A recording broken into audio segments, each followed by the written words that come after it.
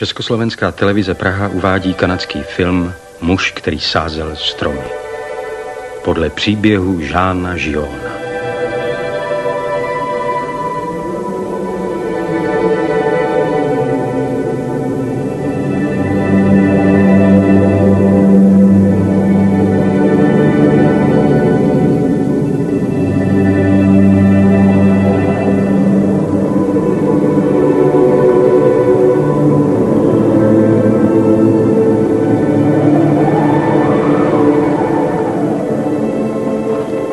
Před mnoha lety jsem se vydal na pěší túru liduprázdnou, zapomenutou oblastí Alp. Tam, kde se prastaré hory svažují do Provence. Putoval jsem náhorní planinou, stejně pustou a holou. Nerostlo tu nic než divoká levandule.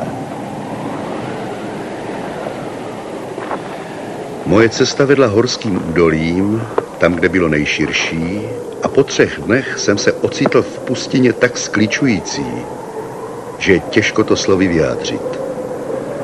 Utábořil jsem se v blízkosti opuštěné vesnice. Už předešlého dne mi došla voda. I vydal jsem se nějakou hledat. Hluk zpustošených domů, připomínající prázdné vosí hnízdo, dával ve svém středu tušit existenci studny nebo kašny. Skutečně, byla tu kašna, ale dávno vyschlá. Domy beze střech, ohlodané povětřím a dešti, kaple s rozpadající se zvonicí, všechno stálo kolem v témž uskupení, jako když ves ještě žila. Ale všechno mrtvé a bez života.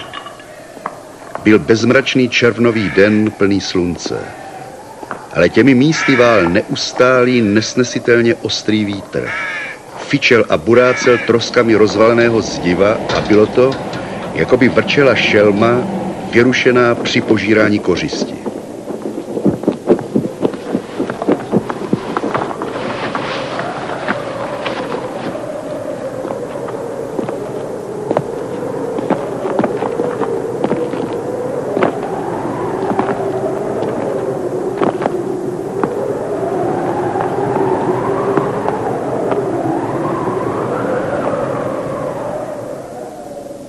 Musel jsem jít dál, ale ani po 5 hodinách chůze jsem nenašel žádnou vodu a nic mi nedávalo naději, že ji najdu. Kudy jsem kráčel, všude jen suchá, sluncem vypálená tráva.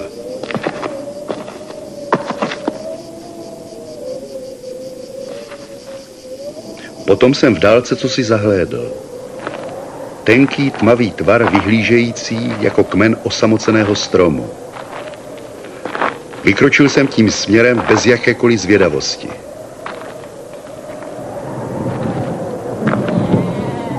Byl to pastýř. Asi 30 ovcí leželo na vyprahlé zemi kolem něho a odpočívalo.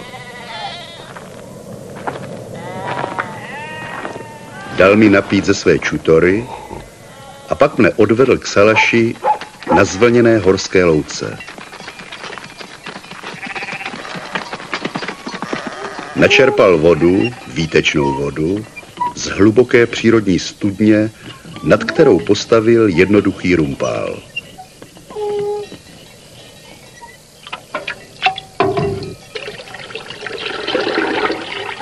Mluvil málo, jak tomu často bývá u osamělých lidí. Ale jeho mlčení bylo plné sebejistoty. Všechno v tom místě i na tom muži bylo poněkud zvláštní. Nežil v chatrči, ale ve skutečném domě. V domě z kamene, na němž bylo vidět, jak byl opraven a znovu vzkříšen z bývalé zříceniny. Střecha toho domu byla pevná a vítr v její krytině zněl jako vlny u mořského pobřeží. I uvnitř bylo všechno úpravné a pěkné. Puška vyčistěná, nádoby umyté, podlaha zametená. Na ohni se vařila polévka. Všiml jsem si, že muž je čistě oholen.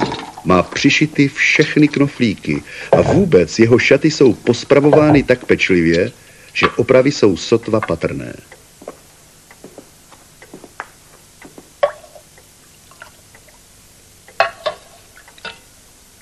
Rozdělil se se mnou o svou polévku.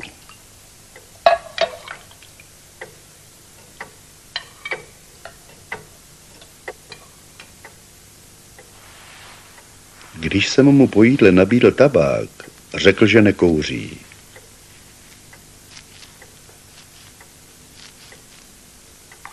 Pes, tichý jako jeho pán, se přátelil, aniž by obtěžoval.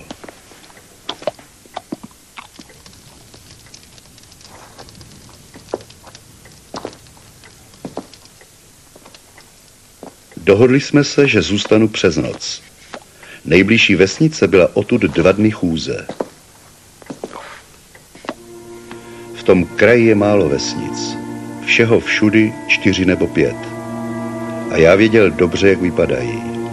Vzdáleny jedna od druhé, choulili se na svažitých pasekách mezi bílými duby, na konci kamenitých cest, které už nikam dál nevedou. Jejich obyvatelé se živili pálením milířů. Žilo se tam těžce. Rodiny uhlířů, živořící v podnebí, stejně drsném v zimě jako v létě, byly sužovány pocitem beznadějné osamělosti a ztracenosti. Jejich stálá touha uniknout z těch míst byla než nesplnitelným snem. Muži odváželi své dřevěné uhlí do měst a zase se vraceli. I nejodolnější povahy se lámaly tou nekonečnou dřinou.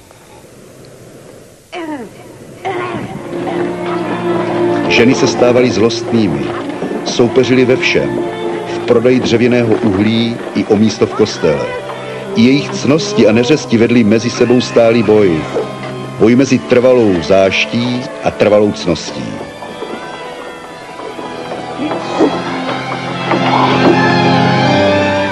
A k tomu vítr, neustálý, všudy přítomný vítr ničící nervy.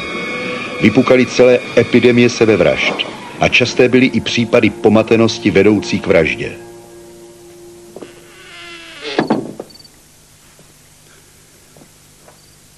Pastýř, který nekouřil, přinesl plátěný pytlík a vysypal na stůl hromádku žaludů. Soustředěně je prohlížel jeden po druhém a pečlivě odděloval dobré od špatných. Pokuřoval jsem dýmku a nabídl jsem se, že mu pomohu. Odpověděl, že to je jeho práce. Uvědomil jsem si, jakou péči té věci věnuje a už jsem nenaléhal. To bylo jedinkrát, co jsme promluvili. Když měl dost vybraných žaludů, rozdělil je do hromádek po 10. Přitom znovu vyřazoval menší nebo puklé plody. Znovu každý přepečlivě zkoumal. Když konečně měl před sebou 100 dokonalých žaludů, přestal. A šli jsme spát.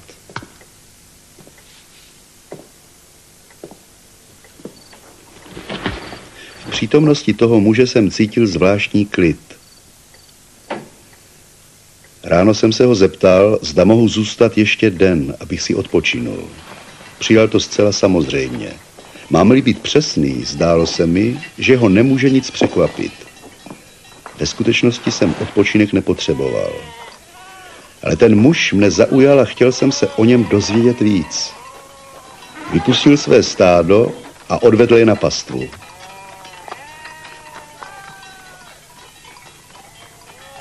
Než odešel, vzal pytlík se žaludy a namočil jej do okovu s vodou.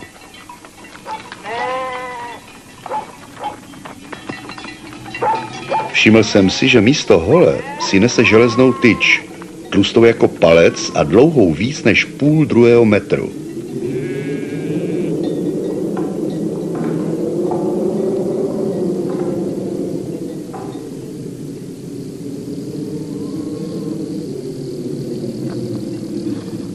Předstíral jsem, že se jdu projít a šel jsem za ním. V povzdáli sice, ale tak, abych ho nestratil z dohledu. Pastvina byla v úzkém úvalu. Nechal tam ovce i psa a stoupal do svahu směrem ke mně.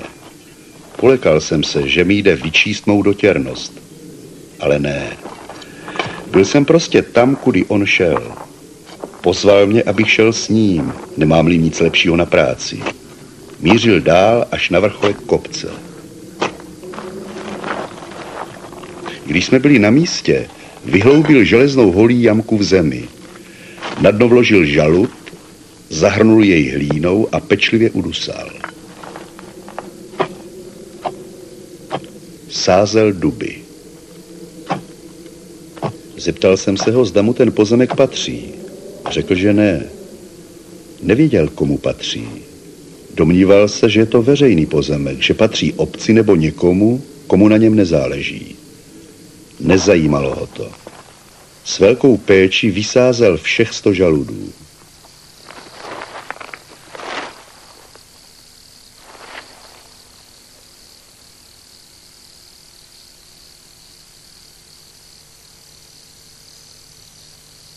Po obědě začal opět třídit svou sadbu. Nejspíš jsem se vyptával opravdu naléhavě, protože nakonec mi odpověděl. Již 3 roky sází stromy v této pustině. Vysázel jich 100 000. Z toho 100 000 vzešlo 20 000 a očekával, že z těch ještě polovina zajde. Buď je okouše zvěř nebo zničí něco, o čem rozhoduje pouze prozřetelnost. Tak zbude 10 000 dubů, rostoucí v místech, kde předtím nerostlo nic.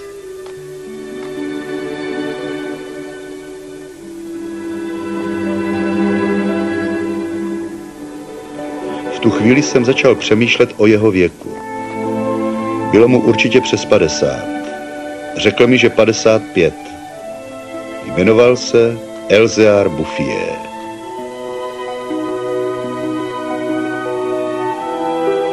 Kdysi měl hospodářství dole v nížině.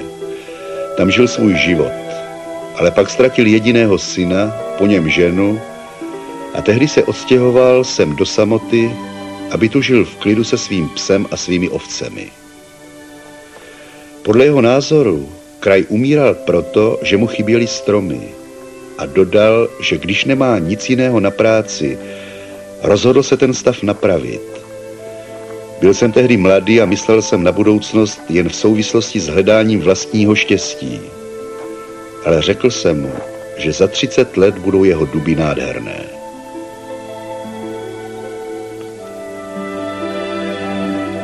Řekl mi, že když ho Bůh uchová ještě 30 let, vysází tolik dalších dubů, že těchto 10 000 bude v nich jako kapka v moři. Studoval už i růst buků a měl vedle svého domu celou školku vypěstovanou z bukvic. Stromky chráněné před ovcemi i zvěří byly nádherné. Uvažoval také o břízách pro údolíčka, kde, jak tvrdil, je hlouběji pod povrchem dostatek vláhy.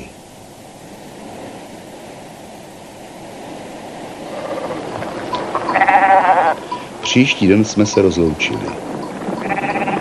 Rok na to vypukla první světová válka a já byl 5 let na frontě.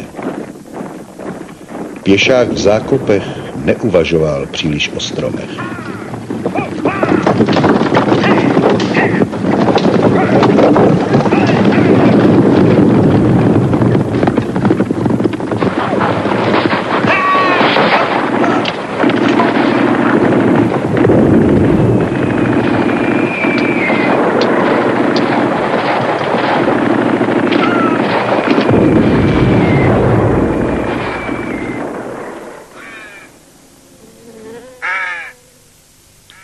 Válka skončila.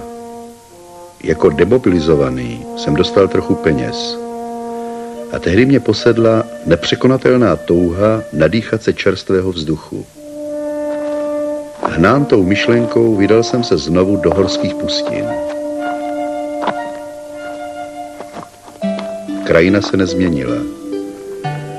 Avšak v dálce za opuštěnými vesnicemi jsem zahlédl šedivý opar, přikrývající jako koberec vrcholky kopců.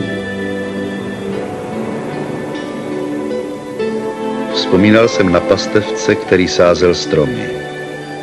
10 000 dubů, říkal jsem si, to už je hodně velký les. Během posledních 5 let jsem viděl umírat spoustu lidí a bylo snadné si představit, že i Elzéar Bouffier je mrtvý. Tím spíš, že když je nám 20, máme sklon považovat 50leté za starce, jímž už nezbývá než umřít.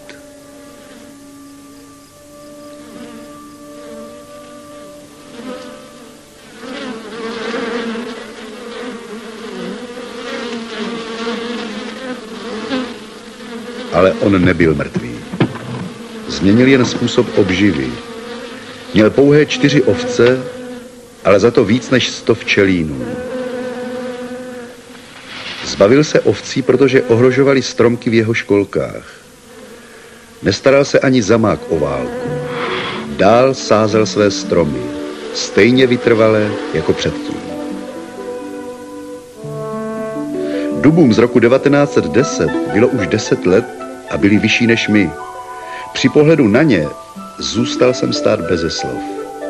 A jelikož on nikdy neřekl nic, trávili jsme celý den mlčky a procházeli se jeho lesem. Skládal se ze 3 částí. Byl 11 kilometrů dlouhý a v nejširším místě 3 kilometry široký. Když jsem si uvědomil, že to vše vzešlo z rukou a mysli jediného člověka, bez jakékoliv techniky, zazdálo se mi, že člověk může být mohoucí jako Bůh i v jiném, než v ničení.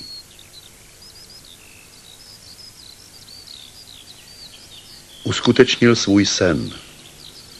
Buky vysoké jako já, táhnoucí se do nedohledna, byly toho svědectvím. Duby byly silné a zuby zvěře je už nemohly ohrozit. A pokud jde o prozřetelnost, byla by potřebovala cyklon, aby zničila to, co tento člověk vytvořil. Ukázal mi krásné hájky 5letých bříz, vysázených v roce 1915, kdy já jsem bojoval v bitvě o Verden. Vysázel je ve všech údolíčkách, kde rozumně a správně předpokládal, že pod povrchem je vláha. Byly jako malé děti, něžné, ale pevné a odolné. Nestaral se o ně už. Pokračoval odhodlaně ve své práci. Cestou dolů do vesnice jsem našel tekoucí vodu v korytech potoků, které od nepaměti bývaly vyschlé. Nikdy jsem neviděl nic zázračnějšího, než tuto obnovu přírodního koloběhu. Tyto potoky byly už kdysi dávno plné vody. Některé z chudých vesnic, o nich jsem se už zmínil, vznikly na místech někdejších galsko-římských sídlišť. A archeologové zkoumající trosky našli rybářské háčky tam, kam ve 20. století bylo vodu třeba dovážet cisternami. A nyní sem znovu pronikaly vrby, rákos, louky, zahrady, květiny, život. Změny přicházely pomalu a jakoby samozřejmě. Nebudili údiv. Lovci, zabloudívší sem v honbě za zajíci nebo černou zvěří, si jistě všimli, že tu náhle rostou stromy, ale pokládali to za pouhý rozmar přírody.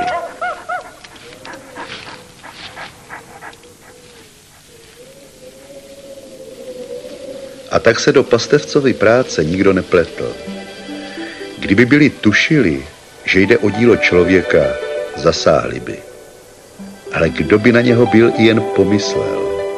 Kdo ve vesnicích nebo na úřadech by si vůbec dovedl představit takovou vytrvalou, nádhernou štědrost?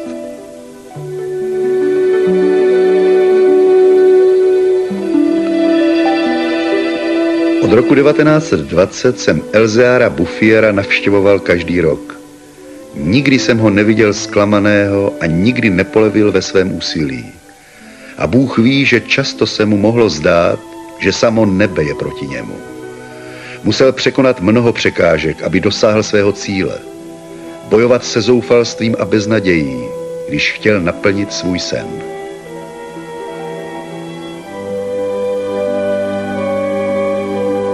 Nezapomínejme, že ten jedinečný člověk pracoval zcela sám. Žil v samotě tak dokonale, že na sklonku života si docela odvykl mluvit. Nebo prostě necítil potřebu slov.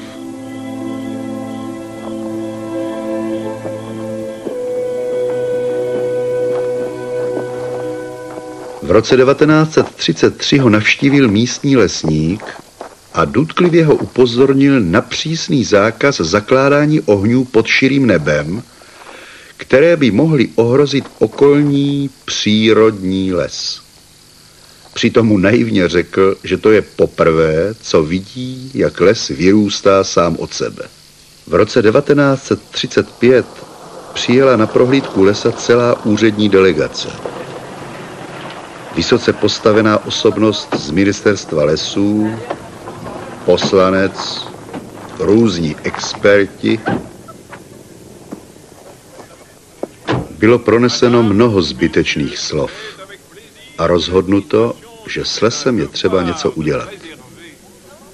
Naštěstí se neudělalo víc než to, že les byl dán pod vládní kontrolu a byl vydán zákaz pálení dřevěného uhlí. Zdá se, že neodolatelná krása mladých stromů okouzlila tenkrát i poslance.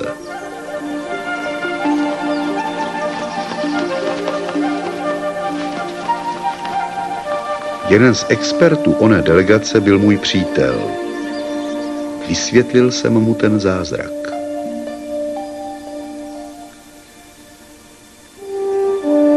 Týden na to jsme se spolu vydali hledat Elzéara Bouffiera. Pracoval asi 20 kilometrů od místa, které navštívila delegace.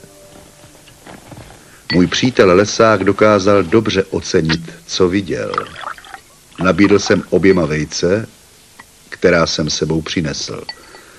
Společně jsme poobědvali a pak jsme se po několik hodin dívali v tichém rozjímání na krajinu.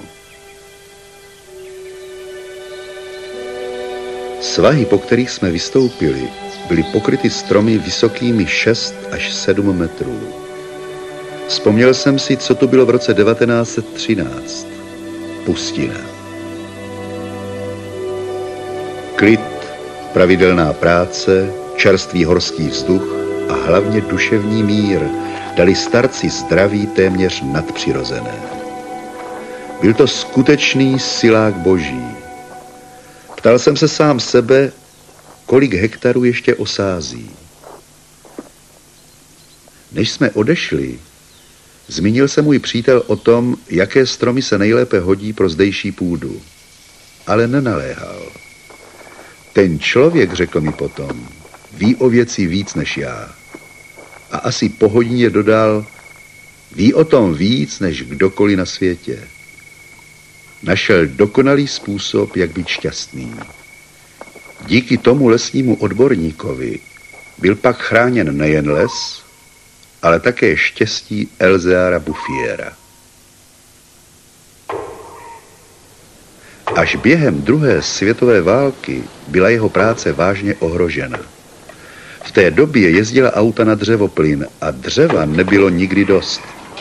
Začali kácet duby z roku 1919, ale les byl tak daleko od dosažitelných cest, že těžba se nevyplácela a byla zastavena.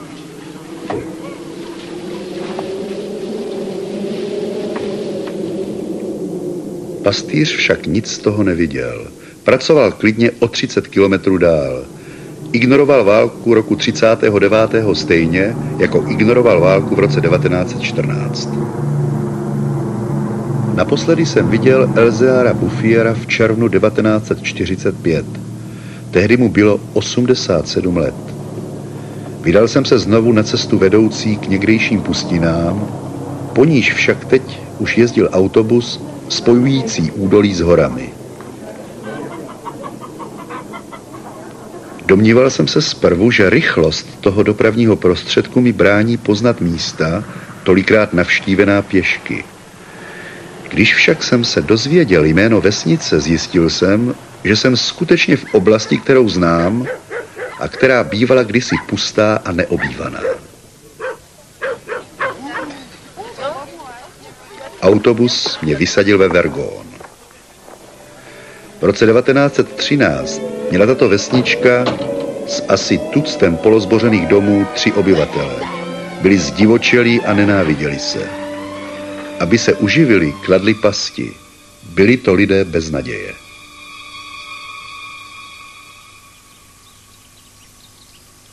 Teď bylo vše jiné. I vzduch, ostrý, suchý vítr, který tu kdysi vál, se změnil v příjemný vánek plný vůní. Z vrcholků hor doléhal šum podobný zurčení vody. To vítr ševelil v korunách stromů. A pak jsem uslyšel zvuk skutečné vody a spatřil jsem nově postavenou kašnu po okraj plnou a vesele bublající. A co mě dojalo nejvíc, vedle rostla lípa, nepopiratelný symbol vzkříšení.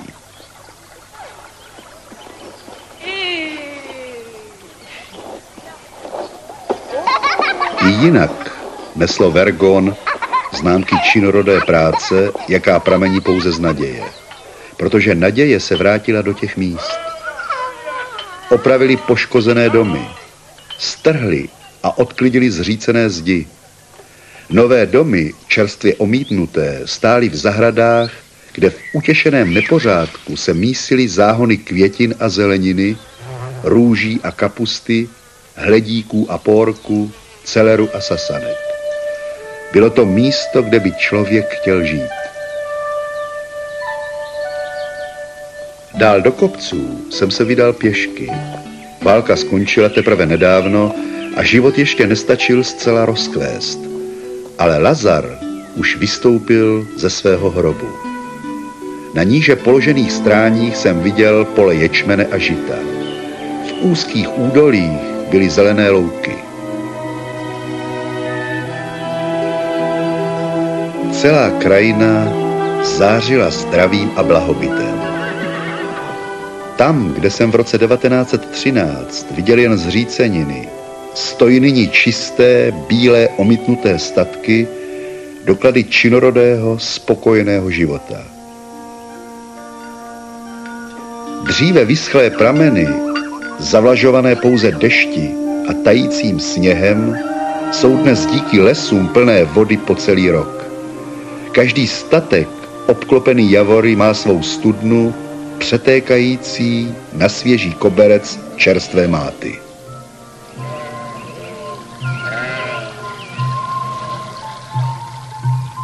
Kousek po kousku byly vesnice znovu vystavěny. Přišli sem lidé z nížin, kde půda je drahá.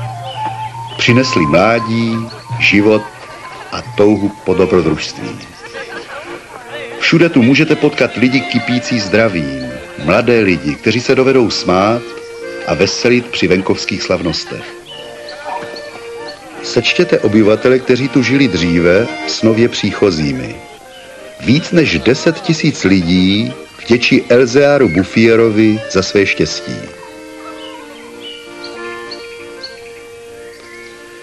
Když uvážím, že jeden člověk, jediné tělo a jediný duch stačili přeměnit poušť v zemi kanánskou, pak přece jen věřím, že osud člověka může být nádherný. A když pomyslím, kolik vášnivé odhodlanosti a neúnavné šlechetnosti přitom projevil, skláním se v obdivu před tím starým, nevzdělaným sedlákem, který vykonal dílo hodné Boha.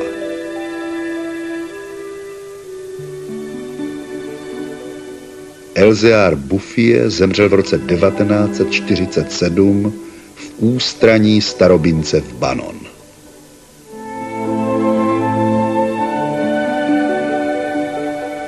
Příběh Žána Žiona vyprávěl Miroslav Částek. Scénář a výtvarník, ruchy a hudba, zvuk, kamera, střih, výroba, režie. České znění, producentské centrum převzatých pořadů Československé televize Praha.